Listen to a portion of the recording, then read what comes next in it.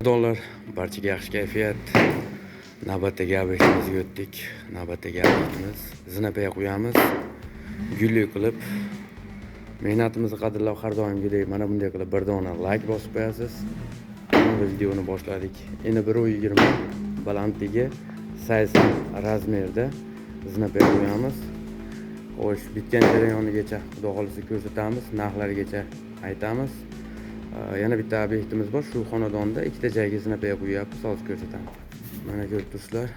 Mana shu yerga ham xudo xolisa zinapoya qo'yamiz. Toshlarni tashab, taglariga, yonboshlariga ham xudo xolisa ko'rib turibsizlar. 15 sm qilib qo'yib chiqamiz. Ustiga xudo xolisa 8 sm gacha qo'yib beramiz. Xudo xolisa bitgan joy holatini ham ko'rsatamiz. Mana apalavkalarni ham tikkalab oldik. Ko'rib turgan bo'lsanglar, chiroyli qilib uvinlarga qo'yib, taglariga nima tashlash deganlarga, tagiga toshlarni ko'rdinglar, toshlar tashaldi, shag'allar, metr hamma yoq tashaldi xudo xolisa. Uzunligi 4.40 gacha. Endi 1.20 aytib o'tganimizdek, bo'yi 80 sm.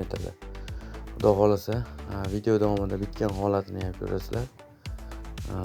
Apalavkalarni olgan holatimizni ham. Xo'sh, ustaka nech puldan qo'yib beryapsiz? Metrini desanglar, shu ko'rib turgan joylarda metrini 300 ming so'mdan qo'yib beryapmiz. Arzonmi, qimmatmi? Kommentariyada o'z fikringizni qoldirasizlar. Omma-lekin gulli apalavkada qo'yyapmiz. Kanalda yangilar bo'lsa, albatta bir dona like bosib, obuna bo'lib qo'yamiz. Qurilish bo'yicha shunaqa foydali videolarni chiqarib boramiz. Albatta kanalimiz yoqqan bo'lsa, yo'qotib qo'ymaslik uchun obuna bo'lib qo'yishni unutmang. Sog' bo'ling, salomat bo'ling, o'zingizni ehtiyot qiling. Navbatdagi obyektda ko'rishguncha.